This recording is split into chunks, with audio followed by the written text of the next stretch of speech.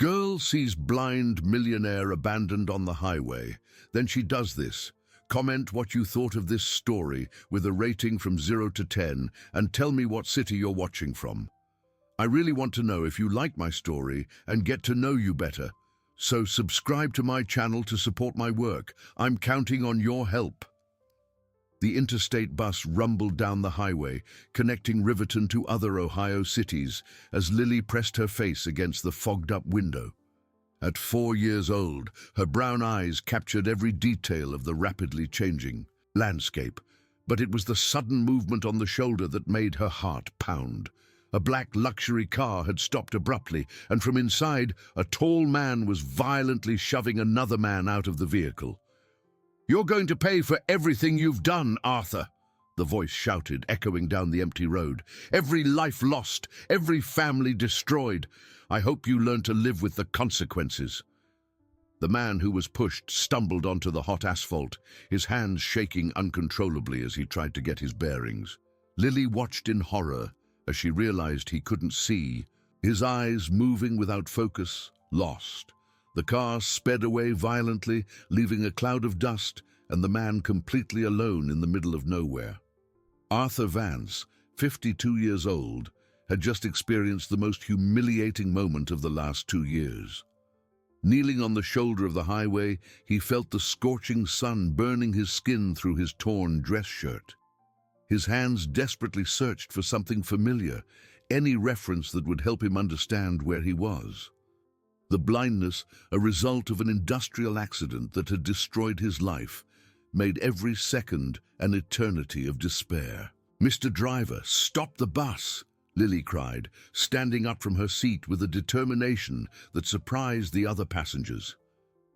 The driver, a middle-aged man named Sam, looked in the rearview mirror. "Sit down, little girl. I can't just stop anywhere. There's a hurt man out there. He needs help," Lily insisted, her small fists banging on the glass. An elderly woman traveling a few seats back stood up. "Sam, the girl is right. I saw what happened. Someone abandoned that man there." Sam slowed down, his conscience weighing more heavily than company rules. He knew this highway like the back of his hand and knew that the next rest stop was miles away. It was no place to leave anyone abandoned, especially someone who clearly needed help. The bus stopped with a sigh of its pneumatic brakes. Lily was the first to get off, her small legs running across the asphalt before any adult could stop her. Arthur heard the footsteps approaching, but the sound was different from what he expected, light, small, childlike. "Hi, sir," Lily said, stopping a few feet from Arthur. "Are you okay?" Arthur turned his head in the direction of the voice, surprised. "Are you a child? I'm Lily. I'm 4 years old and I'm going to my Aunt Brenda's house in Riverton." She moved closer, noticing how his hands were shaking. "You can't see, can you?" The direct question, without malice or pity, struck a deep chord in Arthur's chest. For the past 2 years, people had spoken to him condescendingly, as if his blindness had also affected his intelligence. "I can't, little one, and I'm a bit lost." Lily held out her small hand and gently touched Arthur's arm. "You don't have to be lost. I can help you. Where do you want to go?" Sam approached, watching the scene with growing curiosity. "Sir, do you need a ride? We can take you to Riverton." Arthur hesitated. His life had become a series of humiliations since the accident at Vance Industries, the company he had inherited from his father and which was now in the hands of partners who considered him a liability. Accepting charity from strangers seemed like just one more step down the downward spiral of his lost dignity.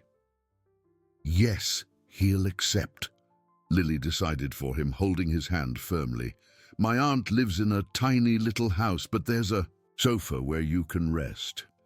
"Lily, you can't just invite strangers home," the lady from the bus gently chided as she approached. "Your Aunt Brenda doesn't even know you're coming." The comment made Lily's stomach clench. It was true. She had run away from the group home in Columbus 3 days earlier, determined to find the only family she had left. Aunt Brenda had no idea her niece was on her way, and Lily wasn't even sure if she would be welcome. "I promise I won't cause any trouble," Arthur said, sensing a vulnerability in the girl's voice that echoed his. "Oh, if you'll just let me get to the city, I can manage on my own from there." Lily squeezed his hand tighter. "I'm not leaving you alone, I promise." The promise of a 4-year-old child touched Arthur more deeply than any word of comfort he had received since the accident. There was something in Lily's voice, a pure and innocent determination that awakened a feeling in him he thought was dead: hope. During the trip to Riverton, Lily remained by Arthur's side, describing the landscape he couldn't see. Her words were simple, but painted vivid pictures of the sunflower, fields, the distant mountains, and the small houses that dotted the road. Arthur discovered that the girl had an extraordinary ability to describe directions and locations, something far beyond the normal capacity of a child her age. "Aunt Brenda works at the hospital cleaning the rooms," Lily explained. "She said that when I grow up I can visit her at work, but then I ended up in that place in Columbus, and I couldn't see her anymore." "What place was that?" Arthur asked gently. "It was where the kids who didn't have a mommy and daddy anymore stayed. But I didn't like it there. The other kids were sad, and the ladies were mean." Lily sighed. "That's why I decided to leave on my own." The girl's courage impressed Arthur. At 4 years old, she had made a decision that many adults wouldn't dare to make. There was something in the way she spoke, a precocious maturity mixed with the typical innocence of her age, that intrigued him deeply. When they arrived in Riverton, the sun was already beginning to set, painting the sky in shades of orange that Lily described in detail to Arthur.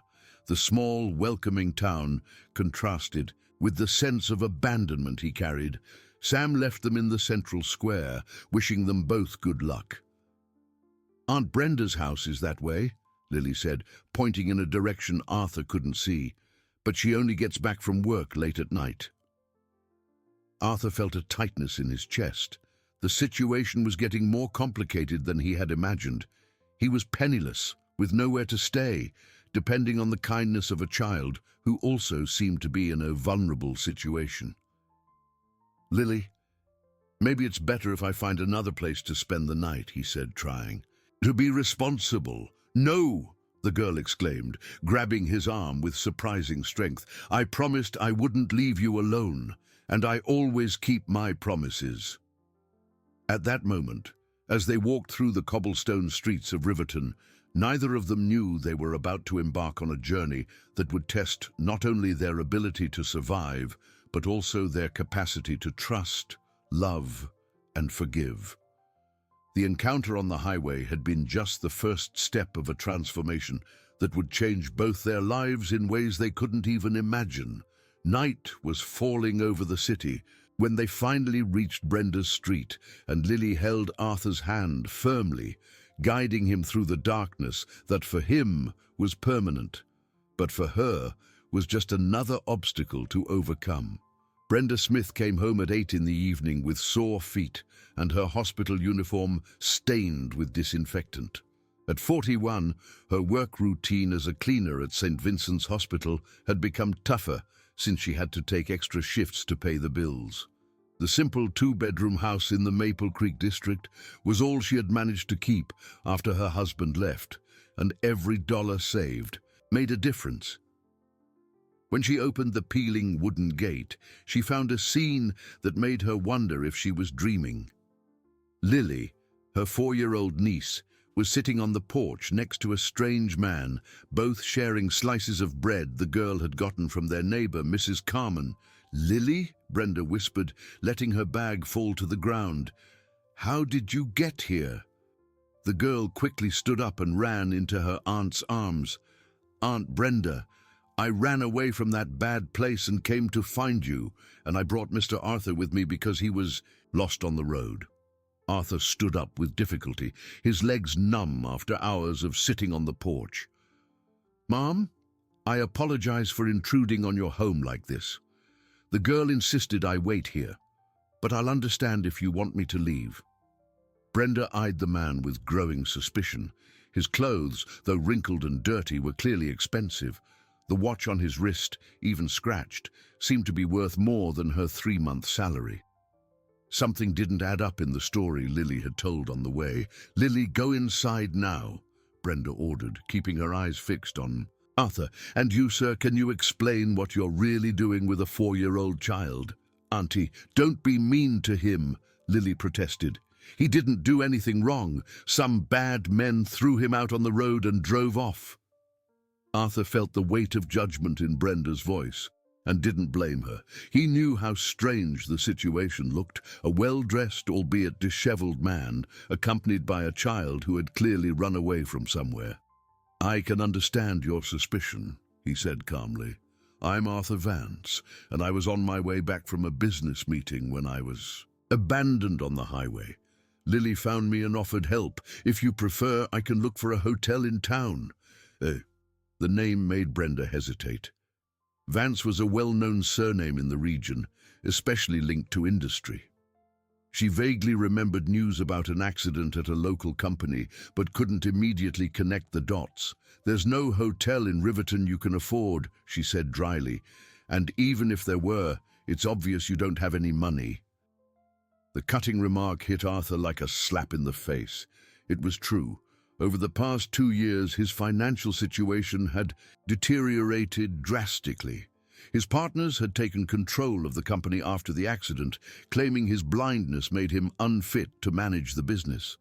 His savings had been drained on medical treatments that didn't restore his vision, and now he depended on a miserable pension that barely covered his basic needs. "Aunt Brenda, please," Lily begged, clutching her aunt's skirt. "He's nice. He helped me on the bus when I was scared, and he promised he would take care of me too."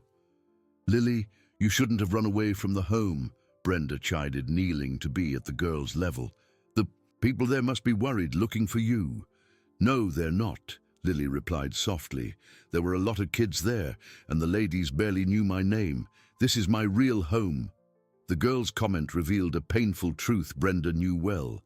After Lily's parents died in a car crash 8 months ago, she had tried to get custody of her niece, but her unstable financial situation and the fact that she was single had weighed against her in the legal process. Seeing the girl there, clearly traumatized by the experience at the group home, rekindled a guilt that consumed her daily. "Mrs. Smith," Arthur said softly, "I understand the situation is delicate. If you'll allow me to stay just for tonight, I promise to leave in the morning and not bother you anymore." Brenda studied his face, noticing for the first time the eyes that didn't focus on anything specific. "Are you blind?" "For 2 years now," Arthur replied simply. "A work accident." The information slightly changed Brenda's perspective. Her experience at the hospital had taught her to recognize genuine vulnerability, and there was something in Arthur's posture that suggested more than shame. There was desperation. "All right," she finally sighed. "You can sleep on the couch tonight, but tomorrow we're going to sort this situation out. And Lily, you and I need to have a talk about going back to Columbus." "I don't want to go back," Lily cried, clinging to Brenda's legs. "I want to stay here with you. Please, Auntie." The desperation in the girl's voice echoed through the small house, and Arthur felt something stir in his chest. It had been so long since he had witnessed family love, however complicated, that he had almost forgotten what it was like. During the night, as Brenda put Lily to bed in the spare room, the girl insisted that Arthur sit on the edge of the bed to listen to a story she made up. It was about a girl who found a lost giant in the forest and taught him how to find his way home. "In my story, they become friends forever," Lily said, her eyes shining in the dim light of the room, "and the giant builds a big house where the girl can live forever." "That's a beautiful story," Arthur said, touched by the innocence of the narrative. "But what if the giant doesn't know how to build houses anymore?" "Then the girl teaches him," Lily replied without hesitation. "Sometimes people forget how to do things, but other people can remind them. After Lily fell asleep, Brenda made some tea for herself and Arthur. In the small, simple kitchen, the two adults confronted each other with brutal honesty. "I need to know who you really are," Brenda said, pouring the tea into mismatched mugs. "Lily might just be a child, but I'm not a fool. I've seen people like you at the hospital, people who had a lot and lost everything." Arthur sighed deeply. "My full name is Arthur Vance. I was the owner of Vance Industries until 2 years ago, when an accident with faulty safety equipment left me blind and killed 3 employees." The revelation made Brenda choke on her tea. She remembered that news perfectly. It had been a regional scandal for months. The families of the dead employees had sued the company, alleging negligence and lack of maintenance on the equipment. "You're that Arthur Vance," she said, her voice laced with accusation. "The man who killed workers for greed. The investigations never proved negligence," Arthur defended himself weakly. "But I know that doesn't bring back the lives that were lost." "No, it doesn't," Brenda agreed coldly. "And you know what? One of the men who worked at that company was my brother, Jack. He was fired 6 months before the accident because he complained about the safety conditions." The silence that followed was heavy and revealing. Arthur processed the information with growing horror, finally understanding why Brenda looked at him with such contempt. Jack Smith. He vaguely remembered the name from reports about troublesome employees who constantly questioned procedures. "Your brother was right," Arthur admitted finally. "If I had listened more to the employees' concerns, maybe 3 men would still be alive," Brenda completed bitterly, "and maybe my brother would still have a job to support his family." The tension in the kitchen was palpable when Lily appeared at the door, rubbing her sleepy eyes. "Why are you guys talking so loud?" the girl asked. "Are you fighting because of me?" Brenda and Arthur looked at each other, realizing their voices had risen during the argument. The child's presence brought an immediate reality that transcended their personal differences. "No, sweetie," Brenda said, kneeling to hug her niece. "We were just talking about grown-up things." "Then it doesn't have to be sad," Lily said, looking between the two of them. "When people talk, they can become friends." The simplicity of the girl's observation created a moment of forced pause. Arthur stood up slowly, fumbling until he found support on the wall. "I think it's best if I leave early tomorrow," he said. "I don't want to create any more problems for you." "Where will you go?" Lily asked, worried. "I'll find a way," Arthur answered without conviction.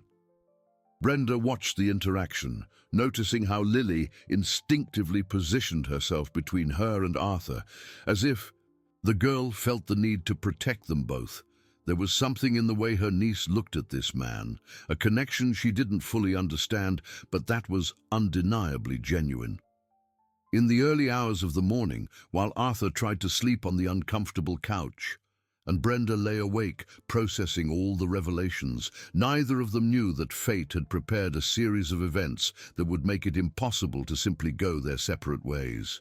Lily, sleeping peacefully in the next room, had planted seeds of change that would grow in unexpected ways in the days to come. The morning arrived with a phone call that would change everything. Brenda was making coffee when her cell phone rang, displaying the number for St. Vincent's Hospital. On the other end of the line, the tense voice of her supervisor, Marcia, echoed like a sentence. "Brenda, I need to talk to you. I heard you were a no-show yesterday without calling, and that can't happen again." "Marcia, I can explain. My niece showed up at my house in an emergency, and I couldn't leave her alone," Brenda said, trying to stay calm as she watched Lily playing in the yard with Arthur. "Brenda, you know I value your work, but the hospital can't accept any more unexcused absences. We've talked about this before." The pause on the line was ominous. "I'm going to have to let you go. You can come pick up your things this afternoon." Brenda's world collapsed. That job was her only source of income, and losing that stability meant not being able to keep the house, pay the bills, and most importantly, any chance of getting legal custody of Lily. Arthur heard the phone being slammed down and the sobs that followed. Even without seeing, he could feel the despair that was taking over the house. Lily ran inside when she heard her aunt crying. "Aunt Brenda, what happened?" the girl asked, hugging the woman's legs. "I lost my job, Lily. Because of you, I lost my job," Brenda said, the words coming out harsher than she intended. Lily's face crumpled as if she'd been slapped. Her eyes filled with tears and she backed away slowly. "I'm sorry, Auntie. I didn't want you to lose your job. I just wanted to be with you." Arthur approached, guided by the girl's voice. "Brenda, she's just a child. It's not her fault. And it's not your fault either." Brenda exploded, all her pent-up tension turning into anger. "If it weren't for you, I would have taken Lily back yesterday. Now I'm unemployed with 2 more mouths to feed." The accusation hit Arthur like a punch to the gut. It was true. His presence had complicated an already delicate situation. But something in the way Lily cowered, as if she were used to being blamed for things beyond her control, awakened a determination in him that he hadn't felt in years. "You're right," he said calmly. "It's my responsibility now. Let me help." Brenda laughed bitterly. "Help? You don't have a penny to your name. How are you going to help? I have knowledge, experience in administration, engineering, business management. I can find work, even being blind." Arthur paused, fighting against the pride that had defined him for decades. "And I know you have no reason to trust me, but Lily trusts me. That has to mean something." At that moment, the girl did something that surprised both adults. She positioned herself between them, took one of each of their hands, and joined them together forcefully. "Stop fighting," she said with a firmness that was impressive for her 4 years. "Aunt Brenda is good, and Mr. Arthur is good too. Good people don't fight, they help each other." The simplicity of the childlike logic created an awkward silence.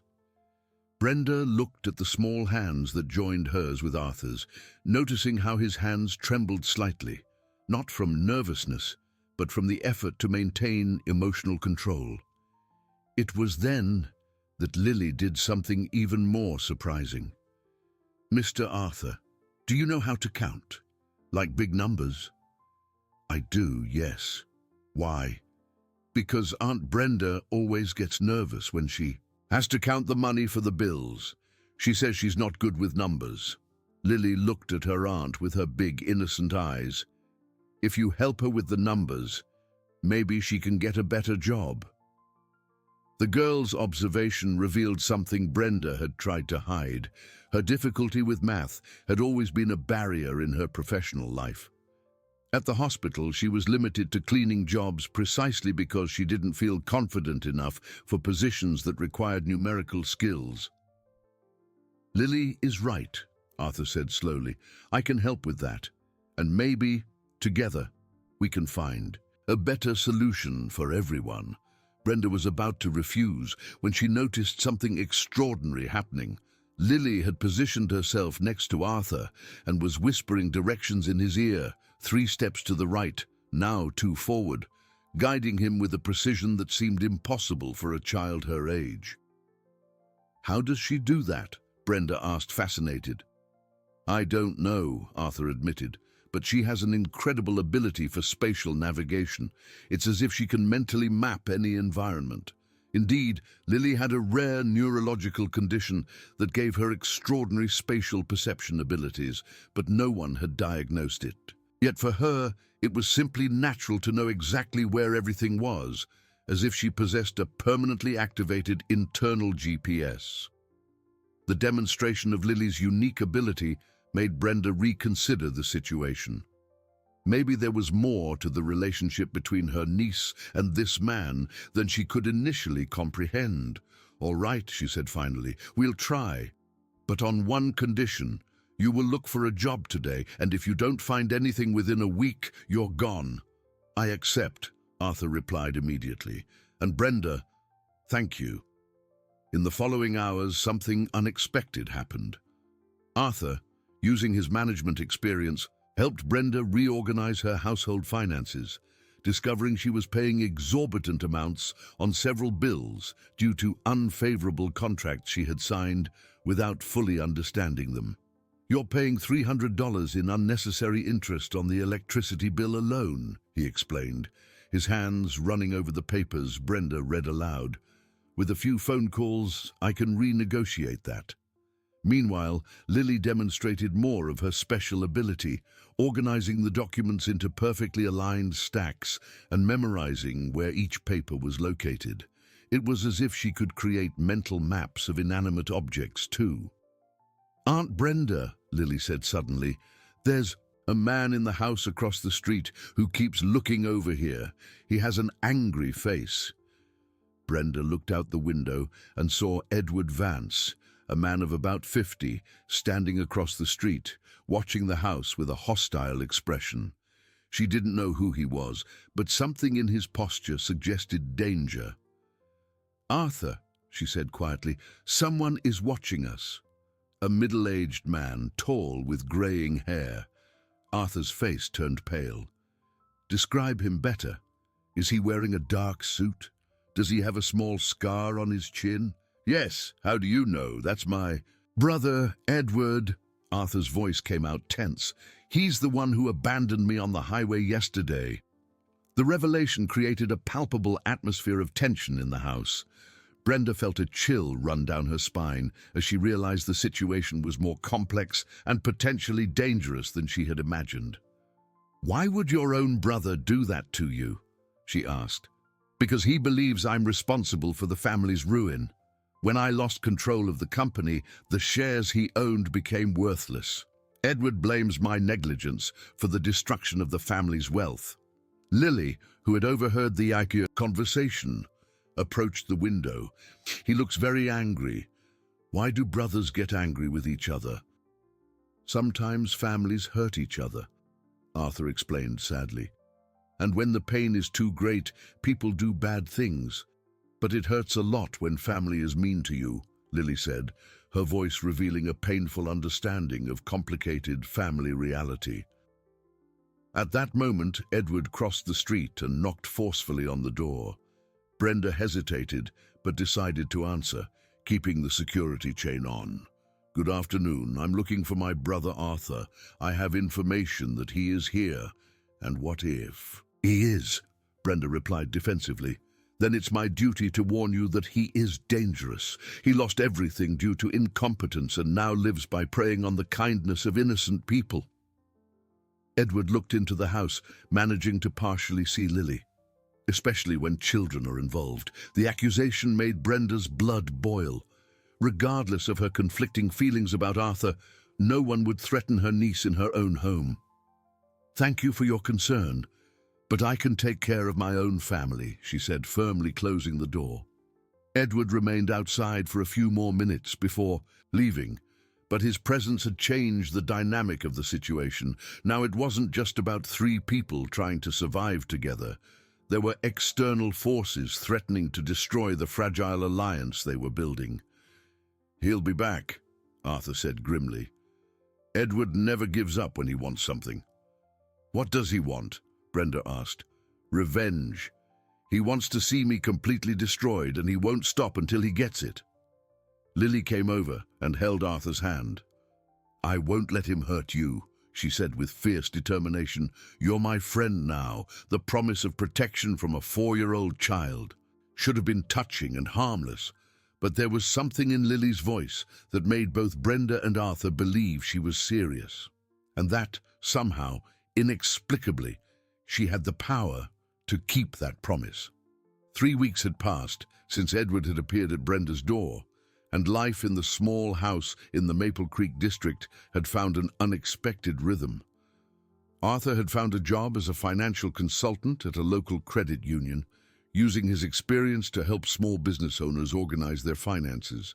His salary wasn't large, but combined with what Brenda earned as a cleaner in several houses, they managed to keep the family afloat. Lily had become the link that united this unlikely family. Her extraordinary spatial navigation ability had proven even more impressive when she began to help Arthur with his work, organizing documents in a way that he could locate them through a system that only the two of them fully understood. But the apparent peace was shattered one Thursday afternoon when Lily started coughing violently during lunch. At first, Brenda thought it was just a cold, but when the girl developed a high fever and had trouble breathing, panic took over the house. "We need to get her to the hospital now," Arthur said, hearing Lily's labored breathing. "This isn't a common cold." At St. Vincent's Hospital, the same one where Brenda had worked, the diagnosis came as a brutal blow: severe bacterial pneumonia, complicated by the malnutrition Lily had suffered during her months at the group home. Treatment would require at least a 2-week hospital stay and expensive medications that the public health system didn't provide immediately. "The total cost of treatment will be approximately $8,000, explained Dr. Evans, the responsible pulmonologist. "We can try with cheaper drugs, but recovery will be slower and riskier." Brenda felt her world collapse again. Even pooling all the resources they had, they couldn't gather even half that amount. Arthur remained silent beside her, processing the limited options they had. "Doctor, how much time do we have to get the money?" Arthur asked. 48 hours max. After that, the infection could spread and the condition could become irreversible." That night, while Lily slept sedated in the hospital, Brenda and Arthur took turns by her side. It was during one of these vigils that Arthur made a decision that would change everything. "Brenda, I need to tell you something," he said, looking at the girl's pale face through the blindness that had become his new reality. "I still have one thing of value: my father's watch." Brenda looked at the watch on Arthur's wrist. It was a clearly old and valuable piece, with gold details that shone even in the dim hospital light. "It's been in my family for 3 generations, Arthur continued. "It's worth at least $10,000, maybe more. It's all I have left of my family's fortune." "Arthur, I can't accept you doing this," Brenda protested. "That watch is the only thing you have left from your old life, and Lily is the only thing that matters in my current life," he replied simply. "She saved me, Brenda. When I was lost on that road, ready to give up on everything, she appeared and gave me a reason to keep going. Now it's my turn to save her." The next morning, Arthur went to the most reputable jewelry store in Riverton. The appraiser, an elderly man named Mr. Gable, examined the piece with growing admiration. "This is a Patek Philippe from 1952, he said, impressed.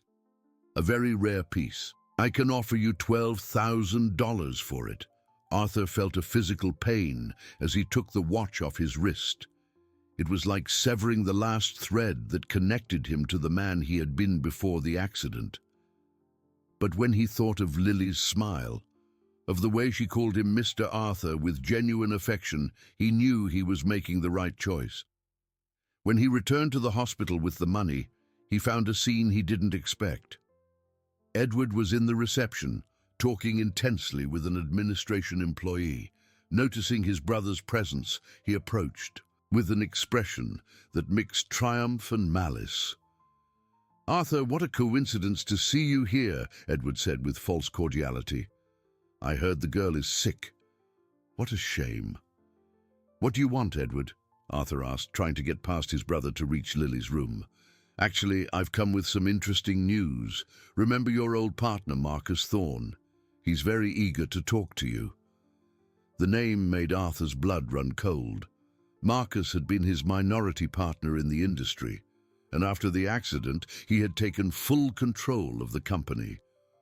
Arthur had always suspected that something was wrong with the way Marcus had quickly benefited from the tragedy, but he could never prove anything. "Marcus wants to make you a proposal," Edward continued. He has documents that prove the safety equipment was sabotaged before the accident. Documents that would completely clear your name and show that the real responsibility lay with a disgruntled employee who wanted to harm the company. The revelation hit Arthur like a lightning bolt. "You're lying. I'm not. Marcus has the evidence, and he's willing to give it to you in exchange for one small condition." "What condition?" "That you sign a power of attorney, giving him permanent rights to all the intellectual property and patents you developed during your years as an engineer. Essentially, he wants to buy your silence and your expertise." Arthur immediately understood the trap. His patents and technical knowledge were worth millions, much more than any emotional blackmail. Marcus was using Lily's desperate situation to force him to give up everything he still owned of value. "And if I refuse? Then the documents disappear forever. You continue to be seen as the one responsible for the tragedy." And Edward looked towards the room where Lily was. Hospitalized. It would be a shame if something delayed the girl's treatment. The veiled threat made Arthur tremble with rage. "You're using a sick child to blackmail me. I'm offering an opportunity for redemption." Edward corrected him coldly. "You have until tomorrow to decide." After Edward left, Arthur went to the room where he found Brenda reading a story to Lily, who was awake but still very weak. The girl smiled when she saw him, and that smile strengthened his resolve. "Mr. Arthur, Aunt Brenda said you got the money for my medicine," Lily said in a hoarse voice. "Thank you. You don't have to thank me, little one. It's what families do for each other." That night, as Lily received the proper treatment and began to show signs of improvement, Arthur told Brenda about Edward's proposal. To his surprise, she didn't hesitate in her response. "Don't take it," she said firmly. "Lily wouldn't want to know you gave up everything for her. And besides, if those documents really exist, there's a way to get them without giving in to blackmail." "How?" "Your brother Jack always said that what's done in the dark will be brought to the light. If Marcus really sabotaged the equipment, there must be other evidence, and people like him always leave a trail." Brenda was right. In the following days, while Lily recovered quickly with the proper treatment, Arthur and she worked together to discreetly investigate Marcus's activities after the accident. They discovered that he had sold defective equipment from the industry to other companies, equipment that miraculously worked perfectly after minor repairs. The evidence they needed came from an unexpected source, Lily's own extraordinary ability. During a visit to the old headquarters of the industry, now controlled by Marcus, the girl managed to mentally map the entire building and guide Arthur to a file room that Marcus had forgotten to destroy. There they found not only proof of the sabotage, but also evidence that Edward had been an accomplice from the beginning, helping Marcus in exchange for a share of the profits. The following week, when Lily was discharged from the hospital completely cured, the truth finally came to light. The authorities arrested Marcus for sabotage and manslaughter. Edward, facing his own charges, tried one last time to intimidate Arthur, but this time he was no longer alone. He had Brenda and Lily by his side. "You can hate me for the rest of your life, Edward," Arthur told his brother during their final confrontation, "but you won't be able to destroy me anymore, because now I have something you never had, a family that accepts me for who I am." In the end, Arthur recovered not only his reputation and control over his patents, but also developed an experimental treatment for his blindness that partially restored his vision. More importantly, however, was realizing that he had found a family that loved him not for what he had, but for who he had become. 6 months later, in the small house in the Maple Creek district that they had now renovated and expanded, Brenda organized a birthday party for Lily. The girl, now 5 years old and fully recovered, ran around the yard with other children from the neighborhood. "Aunt Brenda," Lily said, hugging the woman who had officially become her adoptive mother. Can I call Mr. Arthur Dad now? Brenda looked at Arthur, who was sitting on the porch, watching the party with a smile she had learned to love. His vision, though still limited, had improved enough for him to see the faces of the people he loved. Yes, you can, my daughter, Brenda replied, realizing that sometimes the best families are the ones we choose, not the ones we are born into. Arthur stood up and approached, picking Lily up in his arms. And can I call you my family? Always, Brenda and Lily replied in unison, sealing with simple words a promise that had begun on a dusty road with a brave child who refused to leave a stranger alone in the dark.